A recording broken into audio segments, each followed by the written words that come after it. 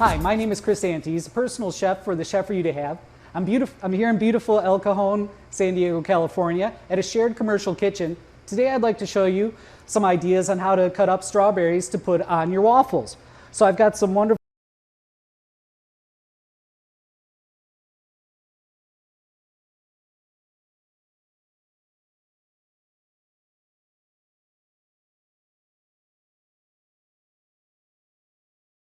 whole, pitch that.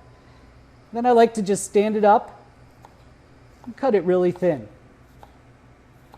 This is actually something perfect on Valentine's Day or whenever you're making it for somebody that's a little special to you. They come out looking like beautiful little hearts.